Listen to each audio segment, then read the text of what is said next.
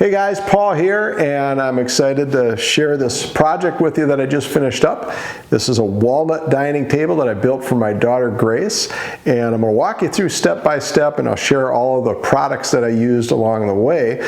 But there's really three key things that I want to make sure to point out along the way. And first is the flip-up storage on each end of the table. This could store your silverware or napkins or accessories or whatever. And the second thing is this is a knockdown table, and I worked with Seth Keller, a furniture designer, to come up with a good design that would be not only easy to take apart but rock solid when it's in use. And this, I think, is way better than the typical kind of lightweight corner brackets that you usually see. I'm really thrilled with the results here.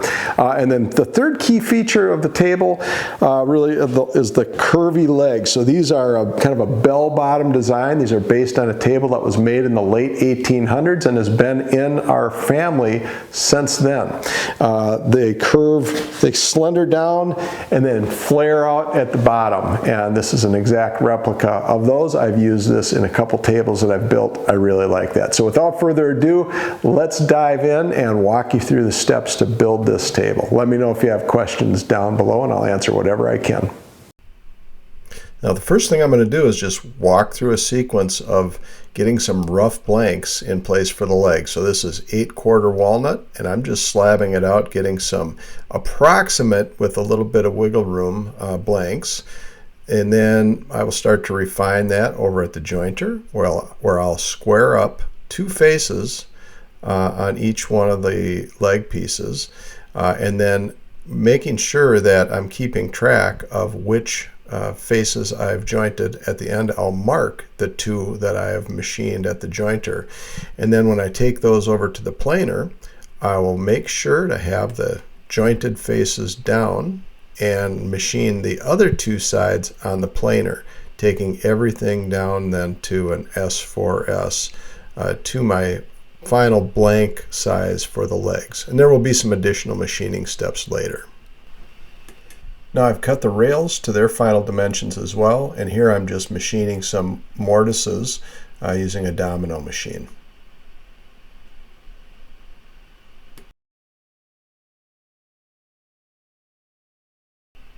Now I've cut the pieces for the boxes that will be on each end for storage, and here I'm milling the holes that will be used for the knockdown hardware to attach the legs. So I'm creating a recess to give a little bit of clearance, and now I'm drilling the hole to the exact size as stated by the manufacturer of the threaded inserts, and just I'm putting 5 of those on each end that will attach the leg assembly. Now here I'm attaching the box components, gluing it up, and this is one of the boxes, and it's super critical to get these perfectly square. This is going to serve as a torsion box for the final assembly, and so it's really critical to get everything lined up just right and make sure that it comes out square. And here I'm milling a slot on the inside edge, and this is going to be used later to attach the top using some shop-made clips that I'll show you later.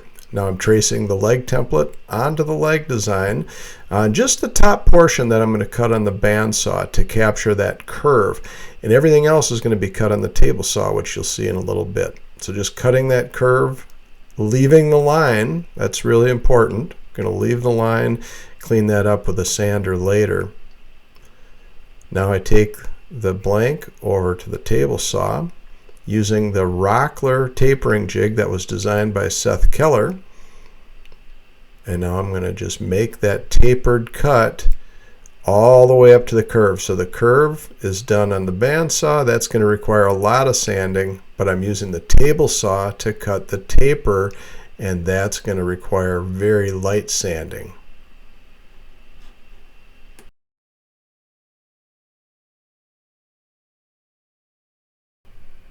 And here you can see I've just rotated the leg blank, and I'm making another taper cut. So I taper these on all 4 sides all just the same. So it's very gradual taper on all 4 sides. Then cleaning it up on an oscillating sander, and then further cleaning it up with a random orbital sander over at my sanding station. Then some assembly, just gluing in the floating tenons, and then I will attach with clamp, making sure that I get everything just situated perfectly. You got to have these joints in perfect alignment so that everything comes out nice and square.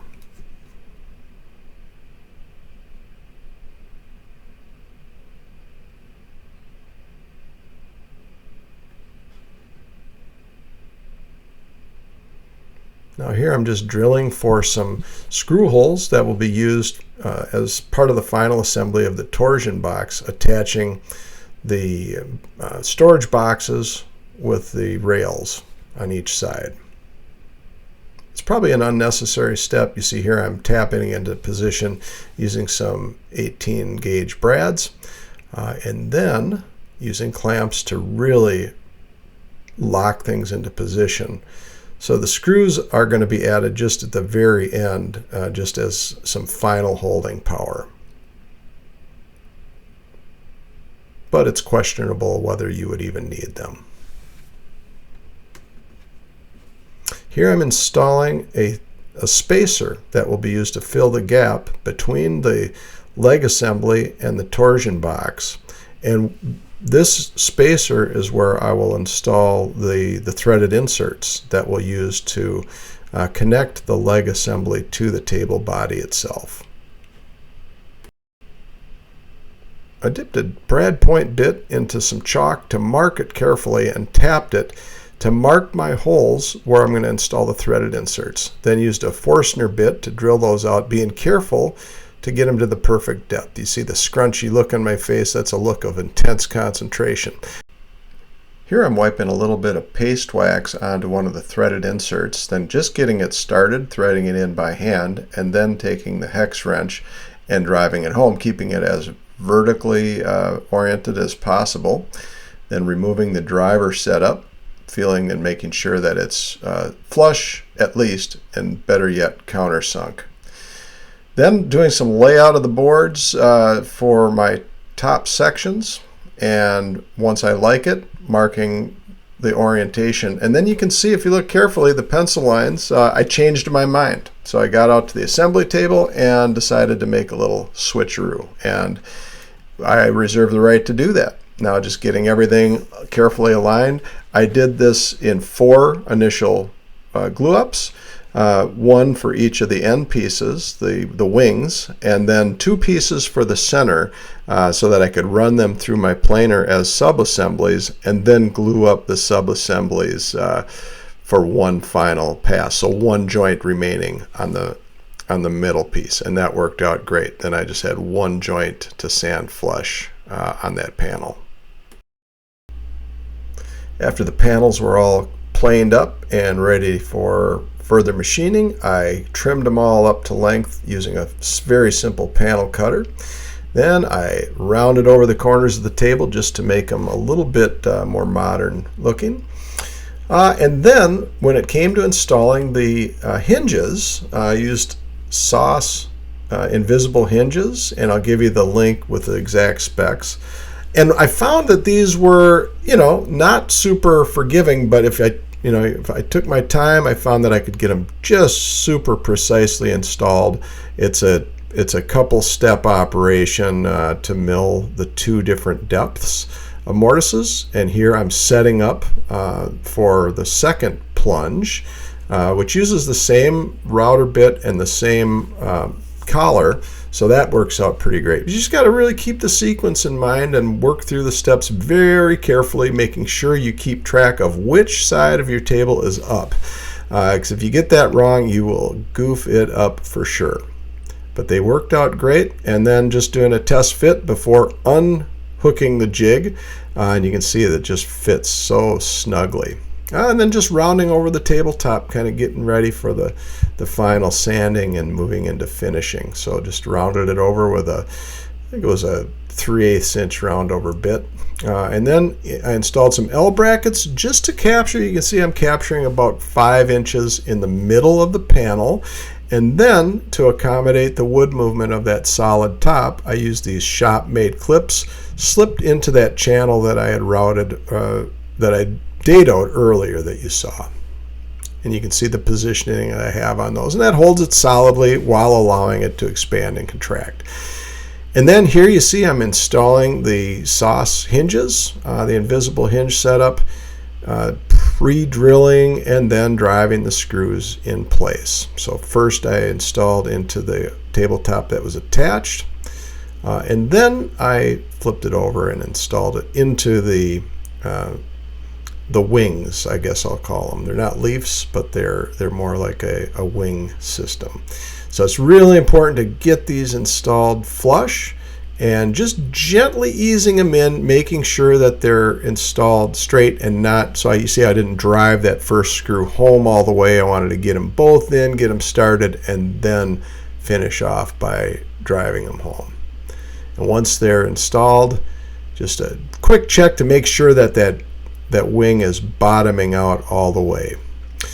Then I moved the tabletop over onto some sawhorses to install the leg assembly. So here you can see where those threaded inserts are in place, and I'm setting it in place.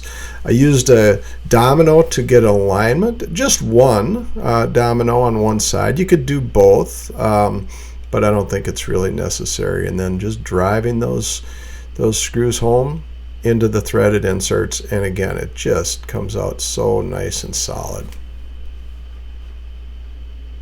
All right, that wraps this up. Thanks for sticking with it all the way through.